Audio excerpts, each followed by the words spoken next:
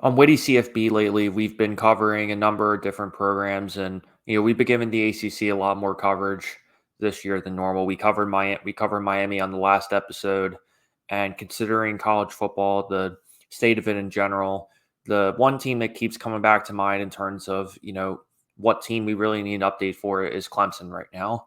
And I've been an advocate for Clemson. You can ask any of my buddies who watch college football, and they'll tell you I've always been defending Clemson.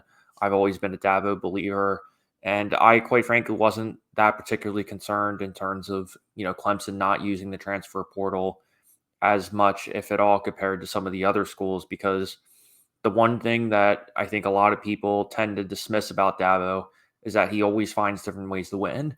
And fun fact about college football right now: there's only three head coaches that have won a national championship.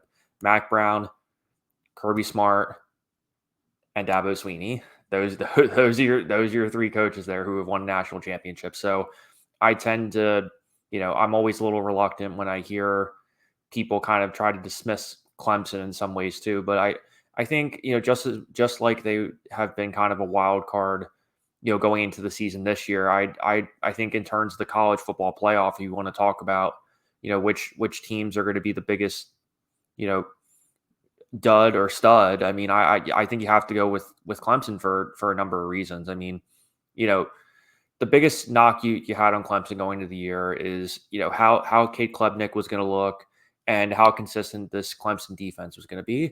Obviously going into the season, Clemson has returned a lot of, defensive starters, even though quite frankly, they are a younger defense too. You have Trey Williams who's shown up big. You have Peter Williams who came back from injury a couple weeks ago, and he should be really productive. And also the secondary has been pretty solid, all things considered. Because yes, when you look at some of these games, like you look at North Carolina State 59-35 win, you look at Stanford 40-14 win, and to some extent too, you have to find that balance too, because a lot of those stats are obviously relying on the fact that hey, a lot of these defensive starters didn't necessarily play all of the second half necessarily, but at the same time, it is a testament to Clemson being able to dominate these teams too. And I think a lot of people are always quick to jump of oh, they haven't played anybody, or oh, this, that, or the other. But at the end of the day, there's only so many. I think that argument gets used a little bit too casually, quite frankly. I think there are times and places where that's necessary to say, but at the same time, Clemson has taken care of business versus all the teams that they've played this year. I mean, just a quick recap: they've played App State, North Carolina State, Stanford, Florida State, Wake Forest, and Virginia. So I mean, they're on idle this week, so I felt it was a pretty good time to talk about them. And what I've watched from this Clemson team is there's a couple quick takeaways that I have in general, and I'll discuss too why I think that they're such a wild card in terms of how this college football playoff race is going to go now that we're in week 9 of the college football year. So, looking at their offense in particular, Phil Mofa, obviously great running back, and they've done a really good job utilizing him too. But obviously, the big question you had to ask yourself is, you have offensive coordinator Garrett Riley, who's quarterback at Texas Tech, and Stephen F. Austin, and he's been an assistant coach at a number of schools, and was recently Clemson's offensive coordinator since 2023. So I think the big question everybody had to ask themselves was, can Garrett Riley develop Klubnik enough to the point where he can kind of limit those mistakes and really trust his offensive line? Because as I was watching him last year, one of the biggest criticisms that I had of Cade Klubnik, it's not necessarily his talent because he was a 5-star recruit out of Austin, Texas. So I think the talent level was obviously there, but for me, the biggest things that I saw was inconsistency, particularly just being a little bit too aggressive and in terms of forcing plays that aren't there. And secondarily, I also might want to add, it's not. I won't necessarily argue that maybe, obviously, the interceptions are obviously a symptom of the problem, but to me, the bigger grand scheme of what's been going on with Klubnik is that he hasn't been trusting his offensive line as much as he should be. And quite frankly, they've done a pretty solid job of protecting him this year. And I think the one difference that you can see is compared to last season, I think he's willing to stay in the pocket a little bit longer. I think he's a little bit more patient in terms of, getting through all those reads and, really trusting his receivers to make those key plays. And especially as we progress, towards the end of the season, he's going to have to, kind of keep on with that too, because, moving forward, I think arguably the toughest test that you have, in my opinion, when I look at the schedule for the rest of the season, is probably, I would argue, probably Louisville for a number of reasons. I mean, yes, they've lost. Yes, Louisville has 3 losses on the year, but they've been all the top 25 programs. Jeff Brom and Louisville's offense has been electric this season. They're finding different ways to get into the end zone. They're making explosive plays, and yes, the defense isn't exactly the Louisville standard as of late, but at the same time, they are a pretty solid team. And if Clemson doesn't get off to a hot start like they have in the past couple games this year, I could certainly see Louisville possibly causing some havoc, especially too if they go into this bye week and kind of write off Louisville too because of those losses. But I'm here to tell you that that's going to be the game that ultimately gets them the momentum that they're going to need to really get into the college football playoff. Because if you're thinking about the ACC now, right? And there's a possibility that 3 teams in the ACC can go undefeated. You have Clemson. You have not Clemson anymore, but you'd have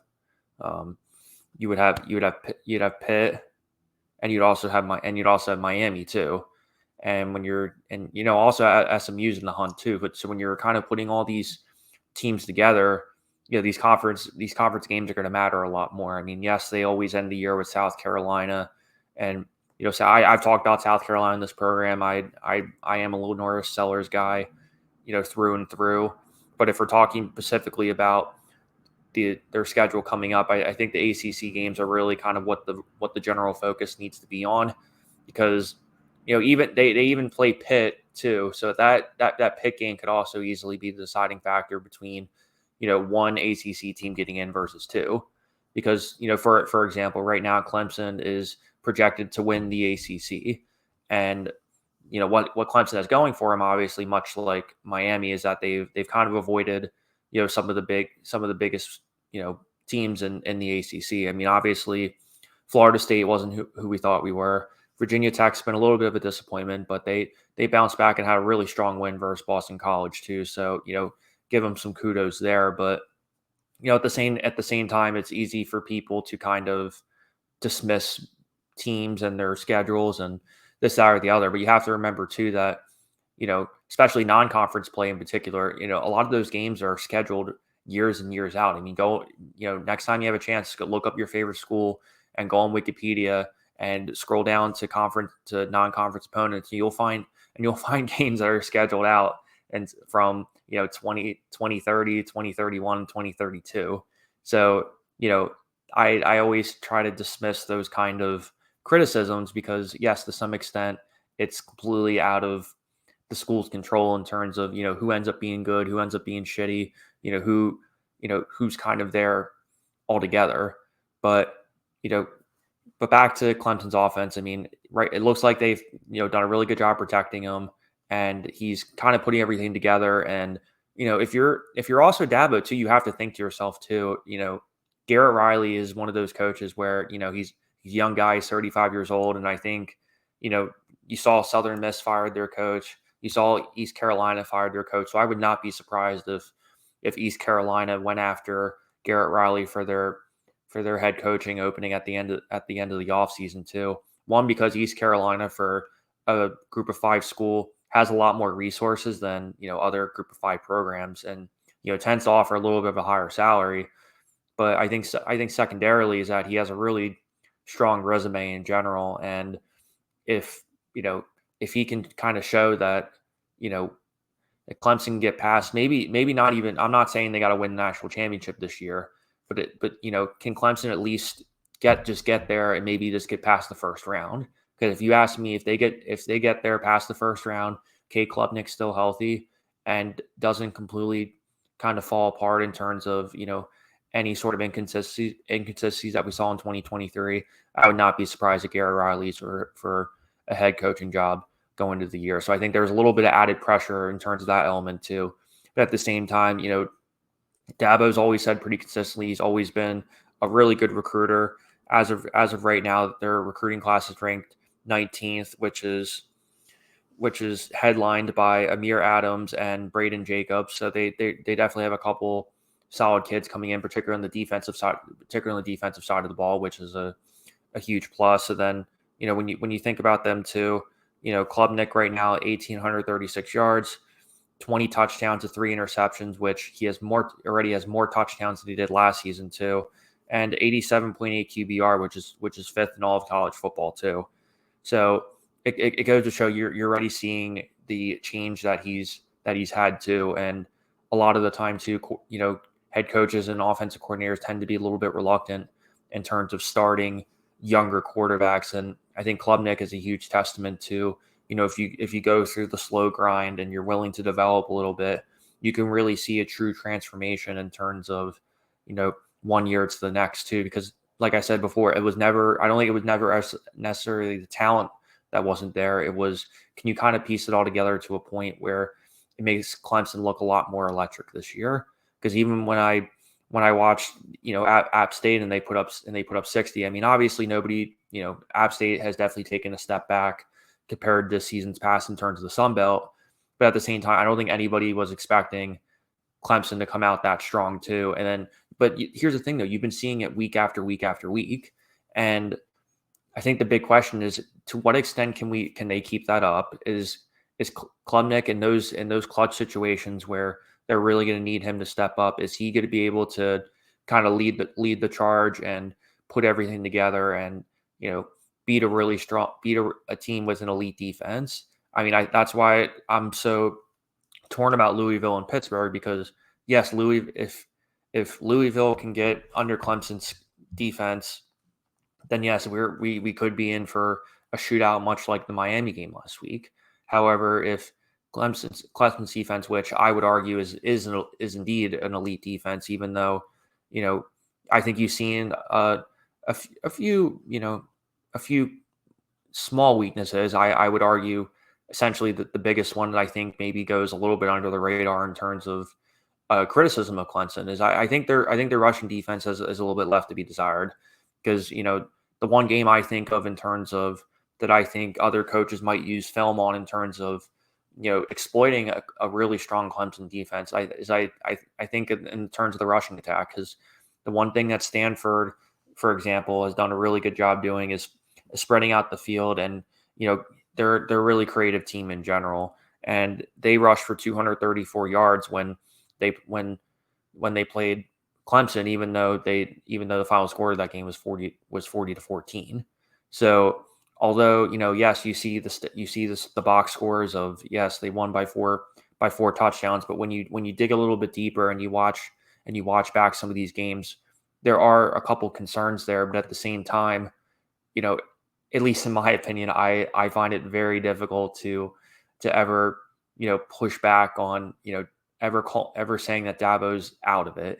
You know what I mean? Because for all the times that you've thought that he wasn't there, because I mean, there were even calls for him, hey, if he struggled this year, people thought that maybe he would go and take another job. But he saw this through and through. He's done it his way. And right now, quite frankly, if he ends the year being undefeated or even being 11-1 and making the college playoff, you silence all the critics. And I'd say first and foremost too, I just like to throw this out there in general, I don't think Dabo really has anything to prove to anybody too. I think there's this narrative because Clemson has kind of taken a step back in the past couple seasons, and now everybody's like, oh, well, Dabo has something to prove to everybody, or oh, maybe he doesn't have it anymore. And I'm like, I'm just so sick of hearing that, because right now he has this team firing on all cylinders. He has a team that's motivated. You have a quarterback who has NFL potential if he pieces everything together. You have a really strong coaching staff, and also the recruiting has been there for you.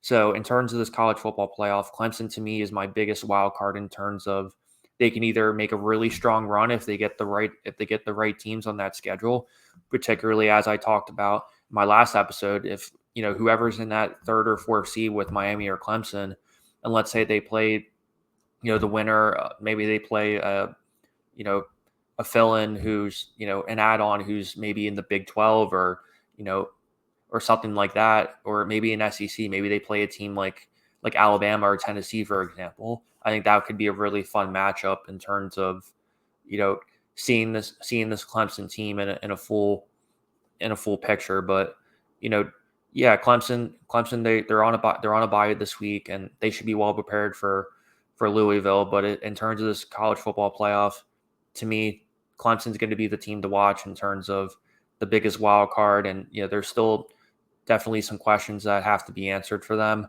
But for the most part, I love what I see out of this Clemson team, and I can't say I'm surprised that I saw this through, because obviously the quarterback was the big question, but at the same time, Dabo again is proving once again why he's one of the best at what he does, and why you can't ever count out Clemson football.